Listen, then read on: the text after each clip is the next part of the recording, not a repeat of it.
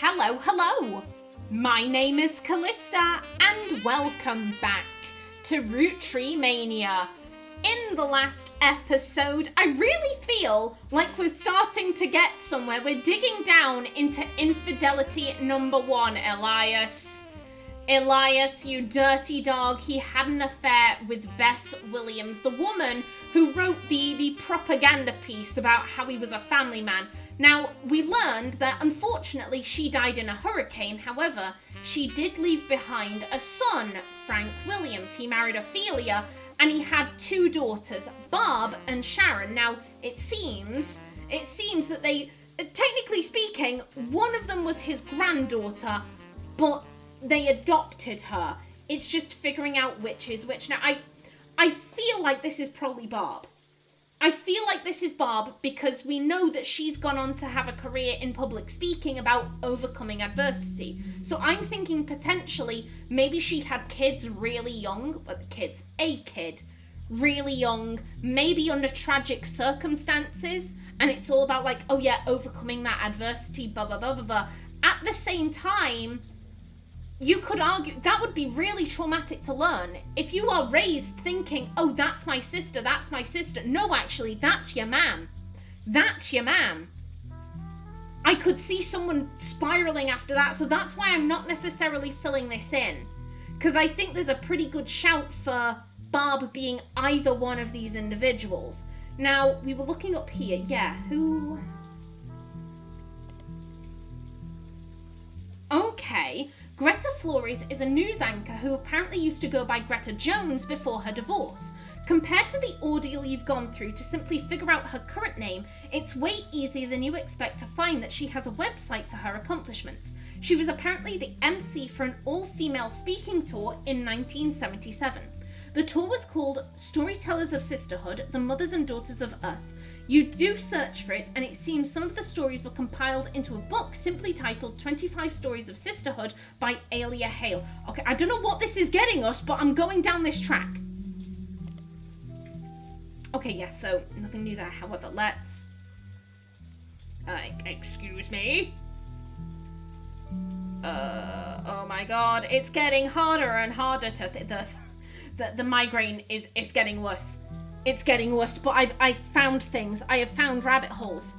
I must search. Never stop searching. Okay, Okay. Oh, one of the stories by Barb Williams. Okay.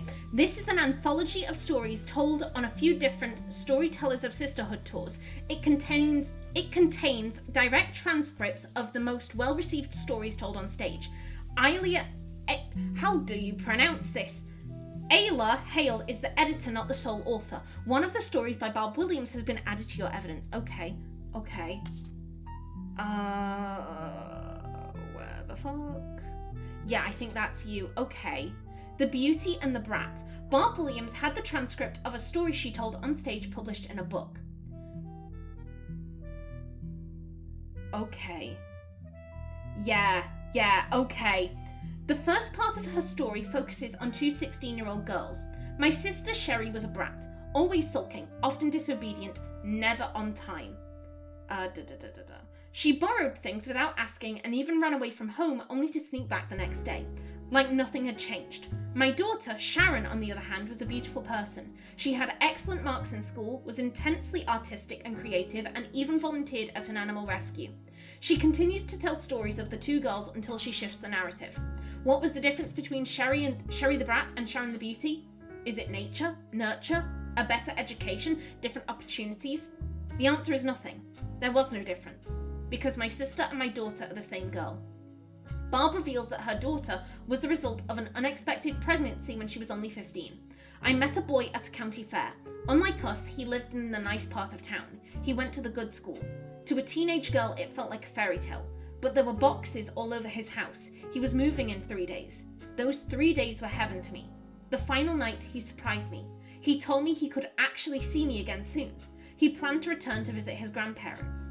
I thought I was giving him a reason to keep his promise.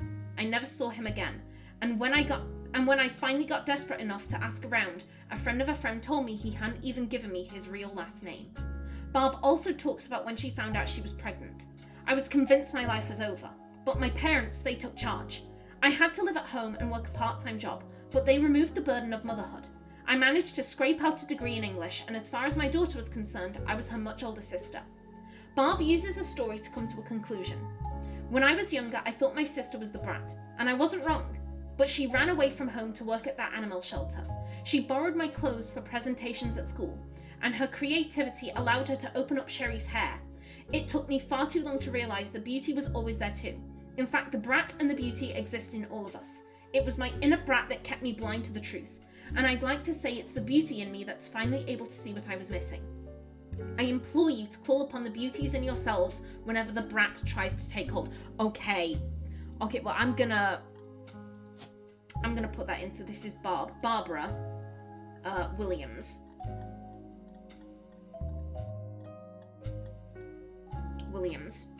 And you are a motivational speaker. What would that be under? Do we have motivational speaker? A public speaker. Okay. That's you. And so this is Sharon Williams. Sharon. And if you've got Sherry's hair, to me that sounds like you're a hairdresser. Hairdresser, let's... brain. Okay, right there. Okay, so can we... There are going to be tons of places called Sherry's hair. Okay. There's a Sherry's hair in Orlando. The owner of the business is listed as Sherry Jastrzemski.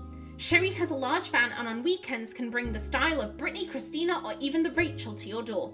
The About Sherry section is very, very long and presented as one... Oh God, no. Don't do that. Don't do that. Presented as one paragraph with multiple run-on sentences and no pictures. You get the sense that if she were to do your hair, she'd be doing a lot of talking. It mentions that her husband Pete was her late husband's college roommate. She and he had never spent any significant time together until she became a widow, and they built a charity together. They left the charity behind because it was growing beyond their ability to run it. She also brags about her kids, Tony, Mark, and Cricket. Her oldest, Tony, seems to get the short end of the stick. His two listed accomplishments are that he's the oldest and he's a straight-A student. Mark, on the other hand, has multiple baseball accomplishments listed. Apparently, his Little League team is nationally recognised. Cricket York is near the end and has an entire section dedicated to her. She's an actress on a local television show called Liberty Library, and the reason Sherry relocated from Miami to Orlando. Sherry, in addition to be hireable to come do your do, is a stylist for the show. The passage also mentions that her agent recommended they change her last name to York since it was easier to pronounce. The rest of the section describes how she got the part, but it seems unimportant to your search. Do you have...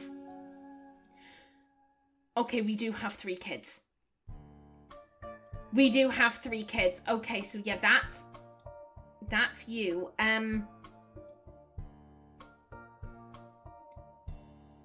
So this would be your first husband. Wait. Brain.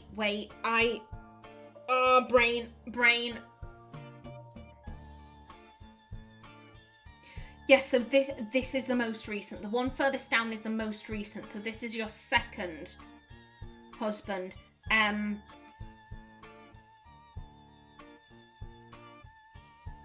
Her husband, Pete.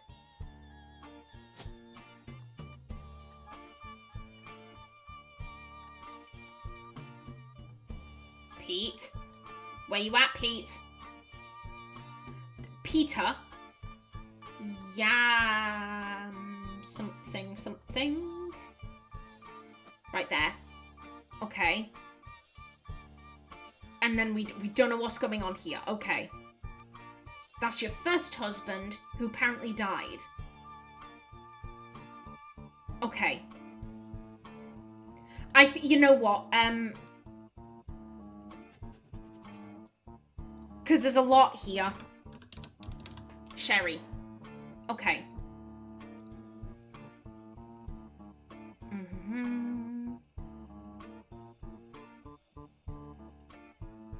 Yeah, there's stuff here that I'm like, okay, I'm gonna have to come back to some of this. They built a charity together. So maybe we can find the charity.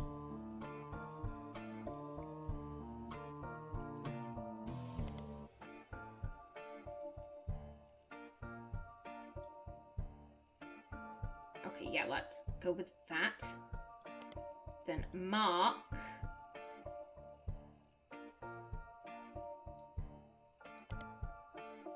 And then Cricket York.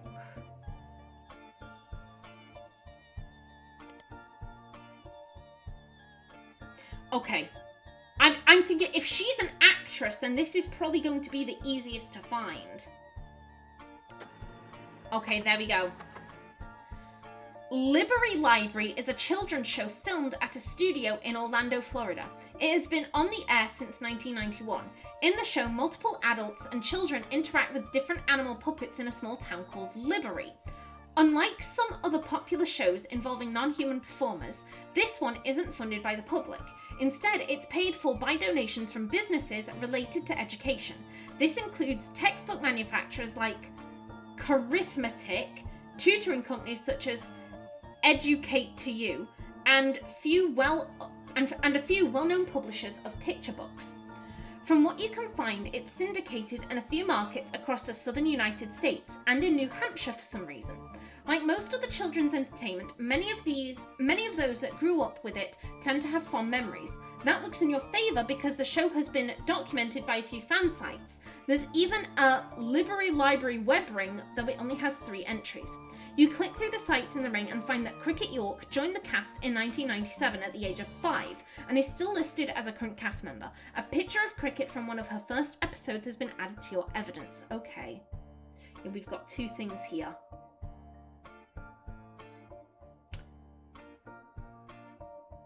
At that animal shelter. It could have been an animal charity. Then again, does that make sense? We can come back to it. We can come back to it. Okay, hello there. Is the squirrel is not an option. Okay, this is a promotional shot of Cricket York and the puppet Pooftail from 1997 when she was on a show called Library Library. According to the site you found it on, the theme of the episode tackled why some people needed glasses. Hey, that's cute. Okay. So I think this would be Cricket. I think. Because yeah, this is the first husband, so I think this. I think that's you. So this is Cricket. And it would be Yam something or other because it's the birth name. Yeah, right there. And she is an actress. Oh God, what would that be? Because she's a kid, but she's also an actress. I'm going to put in actor temporarily, but I might change that. Okay. Can we... You know what, just in case. Okay, Arithmetic is a math textbook publishing company. They were in the news last year when a primetime news program did a full comparison of their 4th edition textbook from 1996 and their 5th edition textbook from 1998. Schools were complaining that the 2 editions seemed remarkably similar, yet Arithmetic was charging almost double for the newer edition than they had for their previous ones. The news program announced that between the 2 books there were only 16 total changes. The most noticeable was that the cover was changed from a picture of a water droplet creating concentric rings on a lake to a close-up of a feather. The other 15 were all instances of changing 4th to 5th. This even led to a geometry problem where the book asked students to calculate the 5th side of a rectangle. Nobody associated with Arithmetic seems related to your search. Okay, and what about this one? Oh, shit. Okay. Educate to You is a tutoring service. They have a deal with Library Library and features some of the actors from the show in pictures of their website. According to the site, they actually provide tutoring for all the actors and actresses on the show to accommodate their shooting schedule. Included is Cricket York, who is seen on a photo in a photo labelled Cricket and Her Brothers, ready to learn from one of our talented tutors. You don't find much else about Educate to You, except there seems to be a small subsection of Library fans who were deeply unsettled by the company's logo, which would appear after the credits of each episode. One writes, I was terrified of the little girl in the Educate to You logo. She looked like some kind of demon doll, and I'd race to the TV every day to switch the dial before her creepy laugh came. Can we find the logo? Boo! How dare. Okay. So this is hello there. Okay. This is an advertisement for a private tutor company called Educate to You. It is labelled Cricket and Her Brothers, ready to learn from one of our talented tutors. Okay. Oh, that is creepy. Okay. But in that case, that's you. That's the baseball one because he's got it on his shirt. Wait, does that? Yeah, it was, yeah, I know what I'm doing. I know what I'm doing.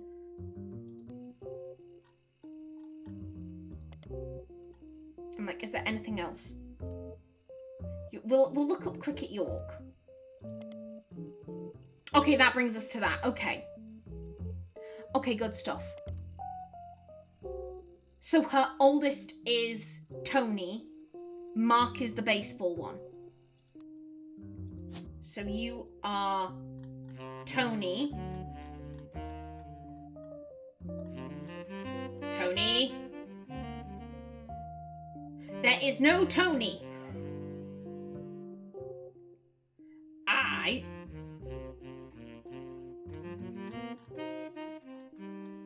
can at the very least. And you are child. And that's Mark.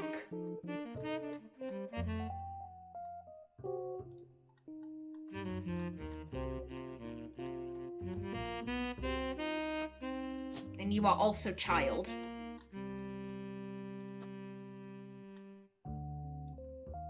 That theoretically should be... What comes first? You being an actor or a kid?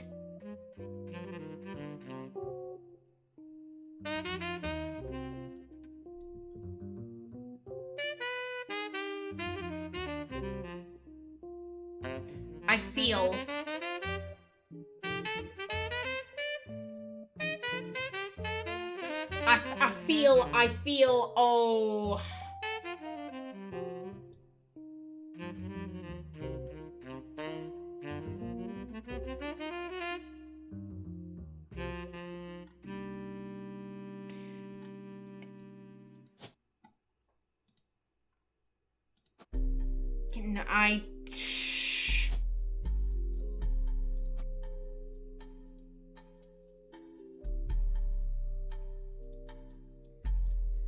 I'm thinking this...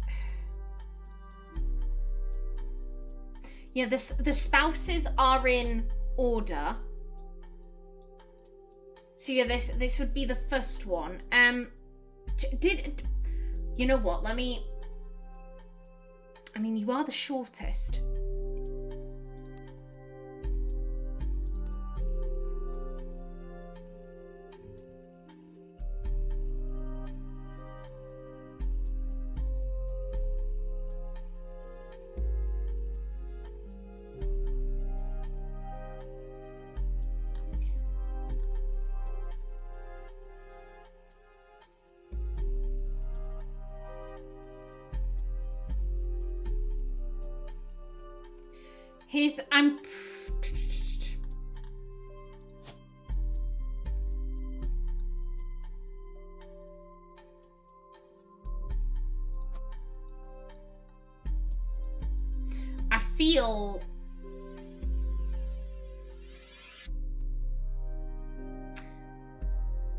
I have some feelings.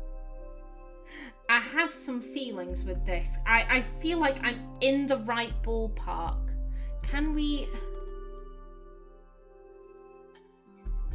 Yeah, this says perfect student. I'm like... But they all appear to be the same.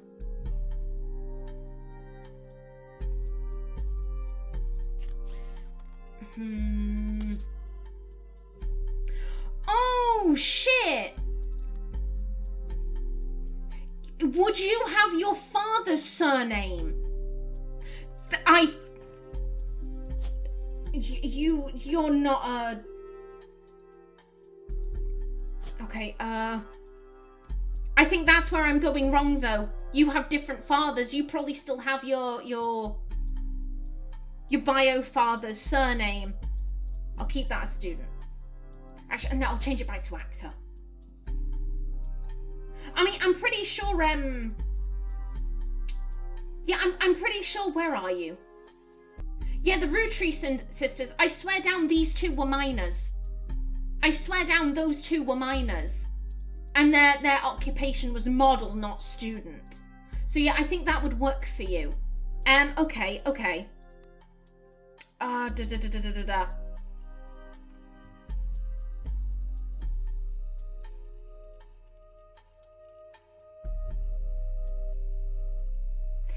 In which I'm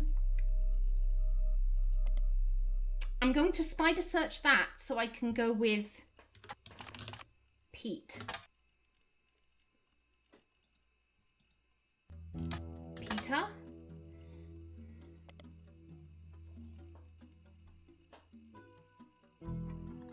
This would be...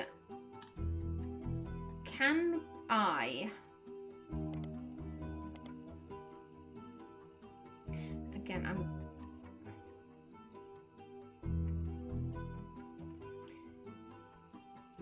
My thought is that if they had a charity in Miami... Okay.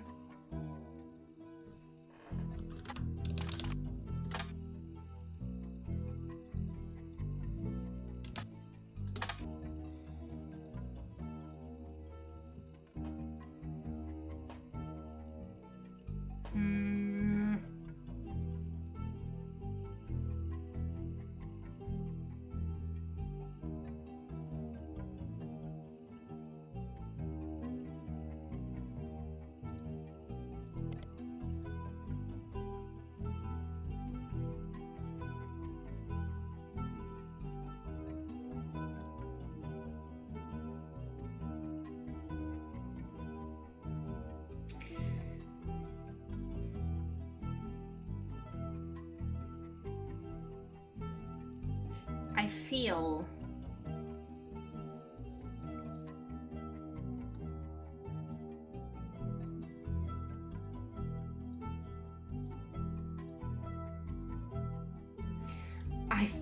I feel like I'm on the cusp of something here.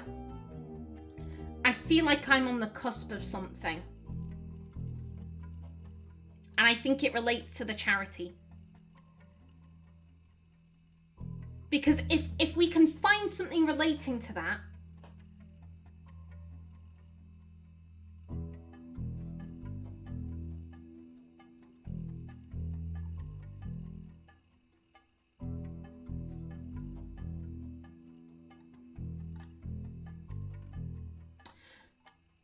Could we...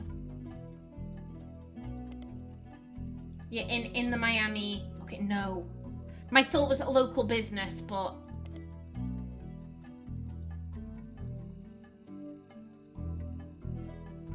But yeah, my thought is that if they were running a charity together,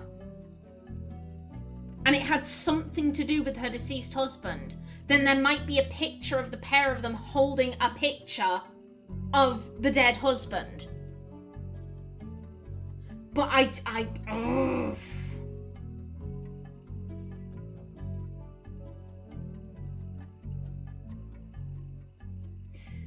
And the man's a stylist for the show.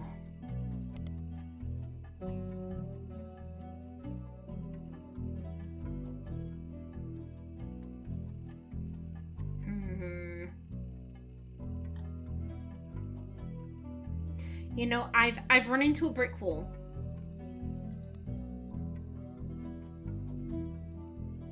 And then again, apparently you've got your Little League team is nationally recognized, so can we find a, but then again, you don't have the, I presume.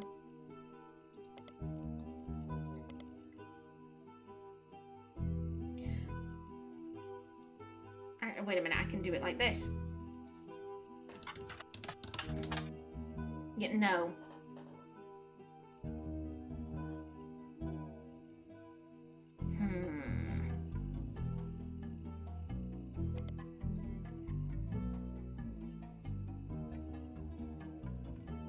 You know what, I'm a leave that.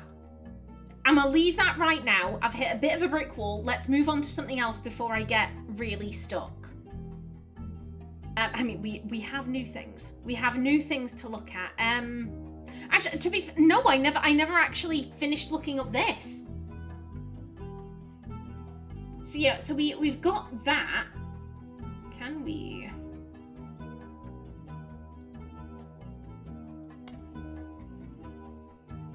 Okay. Oh, there is no Kikwa Falls anywhere in the world that you can find. The closest thing to a Kikwa appears to be in New Zealand. Instead, a man named Chris Elmsworth has invented a small-town newspaper as a conceptual art piece. The Kikwa Falls Gazette is a series of online articles about small restaurants, shows, and other tourist attractions all across the United States. This is presented as a monthly newspaper of small-town America. What makes the Kikwa Falls Gazette a bit strange is that amongst the articles detailing real locations are occasional stories that present outlandish, inflammatory concepts in extremely mundane ways. For example, on the homepage right now is an article entitled "Mermaids Strike Back Against Lobster Farms" that, using very dry language, details the idea that the mermaids in Maine have begun to unionize in support of better benefits. There are no punchlines, and the articles are not marked any different from the rest. Unfortunately, each current issue of the paper is presented on the homepage. There are no archives of older issues.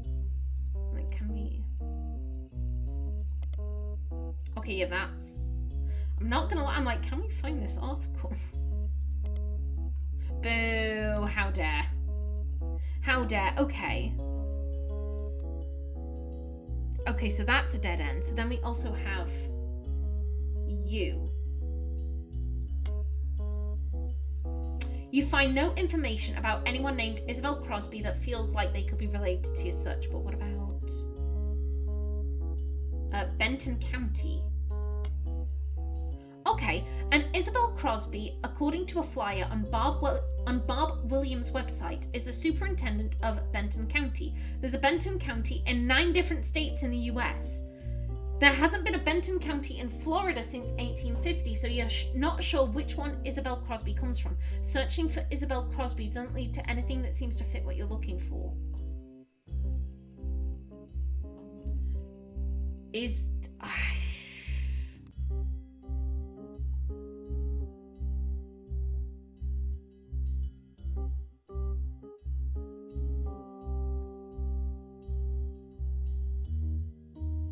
I feel like that could also be a potential for a rabbit hole.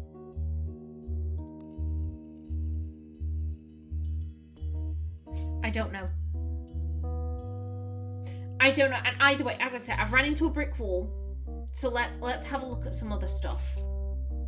Okay, oh, company records. Okay, you were given some partial staff records to cross-reference by Sam Manson. These records are based on old tax mailing information and only detail the employees that work directly for Roottree or in their corporate office. The many labourers on their farms and in their factories are not listed.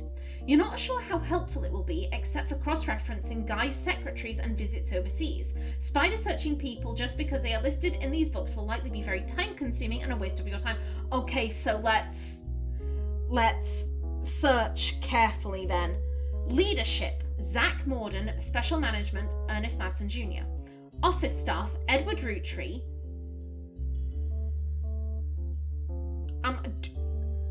Do I remember an Edward Roottree?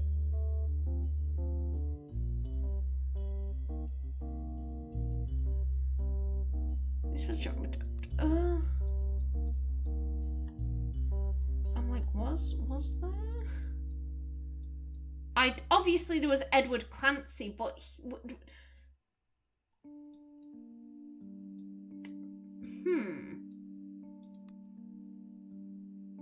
Lloyd Carpenter, Carl Monroe, Elizabeth Cravensworth. Product management, Eli C.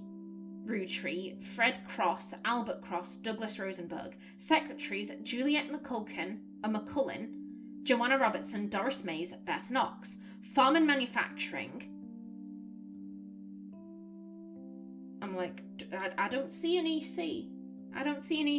Samantha Madsen, John Miller, Elizabeth Farrow, Thomas Green, Fred Gleason, Stuart Todd, Sam Harmon, Robert Logan, Michael Crane, Jack Keatings. Major expenses, none.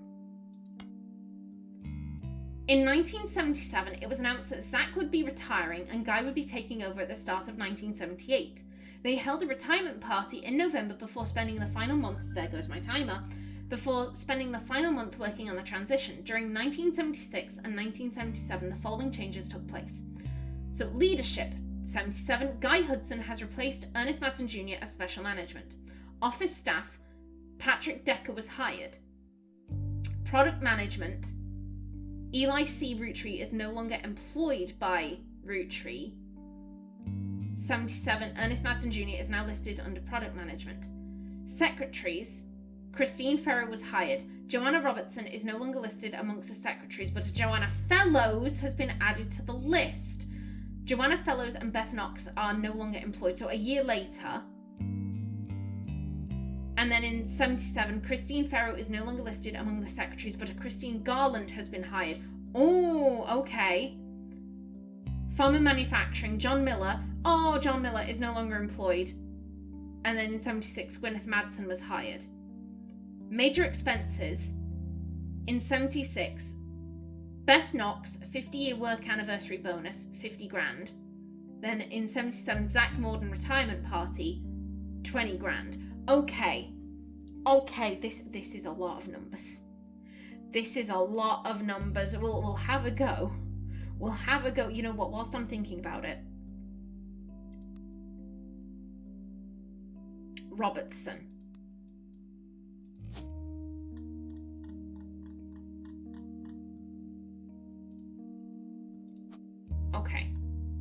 Okay, there we go. I'm happy with that.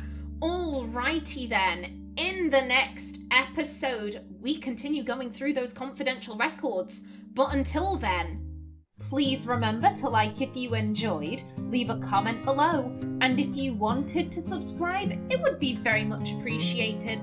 A special thanks to my channel members, such as SM2K, Christopher K. Davis, CGG, and Kevin Bicknell.